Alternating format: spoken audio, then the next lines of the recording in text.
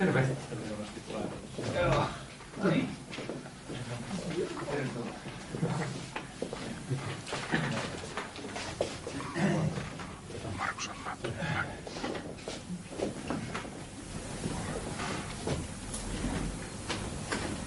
Odotetaanko me, Sebastian, vielä ketään? Onko meillä kaikki? Luulisin, että on. No niin, hyvät herrat, arvoisat lehdistön edustajat, niin kiitos mielenkiinnosta AC Oulua kohtaan. Me halutaan pitää tässä kohti pieni infotilaisuus ja ennen kaikkea kertoa joukkueesta.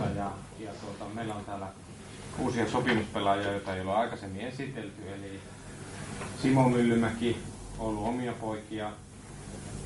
Jonevel Jope on Dominik Jopen veli Sampiasta.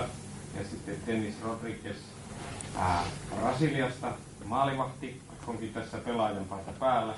Ja Veli-Pekka Nurmi Turun suunnasta, viimeksi pelannut Ruotsissa Örebrossa ja Juhan tunnetekijä. Näillä sanoilla tervetuloa. Juha voi varmasti aloittaa. Haluaa kertoa ensin alustusta. Joo, lähtökohta oli että tehdään mahdollisimman oululainen joukkue ja siihen on nyt tehty kovasti töitä. Ja nyt on pakko sitten tullut se, että me ollaan saatu halukkaimmat ja kehityskykyisimmät oululaiset pelaajat tähän joukkueeseen. Totta kai tässä voi joku kaivata joitakin nimiä, mutta nimenomaan kun näitä kriteereitä ollaan käytetty, niin me ollaan tyytyväisiä tähän lopputulokseen.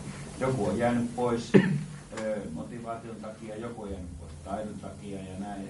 Ja on erilaisia syitä. Nämä on ihan normaalia, mitä ihmisiä kun työpaikkoihin valitaan. Nämä on ihan normaalisia, että kenenkään kanssa ei olla riidossa, joka on pois meidän ryhmästä.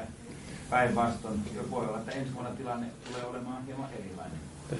Mutta nyt on käynyt näin, että meillä on oululaisia nuoria lahjakkaita pelaajia ja mä oon siitä tilanteesta on hyvin tyytyväinen. Että meillä on 6-7 nuorta lupaavaa, motivoitunutta tulevaisuuden oululaista pelaajaa joukkueessa. He ovat harjoitelleet hyvin ja sitten heidän ympärille täytyy saada semmoinen verkosto, jotta nämä pelaajat kehittyvät mahdollisimman hyvin. Ja 6 ja 7 pelaajan kehittäminen, se on jo todella haastavaa hommaa. Siihen ei pysty yksin valmentaja eikä yksin meidän toimistoväki, vaan siihen tarvitaan semmoisia pelaajia siihen ympärille, jotka aiheuttaa, että ne ilman